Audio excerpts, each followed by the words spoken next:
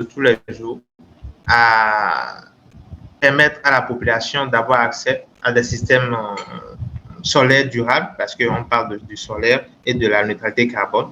Et donc, c'est de notre responsabilité que la population puisse avoir accès à des systèmes de qualité. Et donc, parce que, comme vous le savez, vous installez un mauvais thème, ben, tout de suite, vous empêchez la personne de croire au renouvelable, de croire au solaire. Et l'autre chose, c'est tous autant que nous sommes, nos actions ont un impact négatif sur l'environnement, que ce soit en RDC, que ce soit là où on se retrouve. Et donc, de voir dans quelle mesure réduire nos émissions dans nos activités quotidiennes, dans l'exploitation de nos ressources énergétiques et tout. Et pendant ce temps, si on ne peut pas aller vers le solaire, si on ne peut pas aller vers les énergies renouvelables, c'est de faire attention et de réduire le gaspillage, de réduire nos consommations et de laisser l'inutile et d'utiliser l'énergie dont on a réellement besoin. Merci beaucoup, merci à tous, merci pour les questions, merci pour les échanges. Ok, merci, Monsieur Dao. Bon, nous sommes à la fin de notre 5e épisode des webinaires sur la neutralité carbone. Nous vous remercions à tous pour votre participation et nous remercions particulièrement Monsieur Dao Gédéon pour sa présentation et ses explications. Vous pouvez nous suivre sur nos différentes plateformes à travers Facebook et LinkedIn et retrouver les enregistrements de nos anciens webinaires sur notre page YouTube. Vous pouvez aussi nous contacter directement par appel ou WhatsApp au plus 229 60 22 94 94 ou nous écrire par mail au marketing@solarsolution.africa. Une fois encore, merci à tous et passez une bonne soirée. Merci beaucoup. Merci. Merci. Merci, monsieur. À lieu de répondre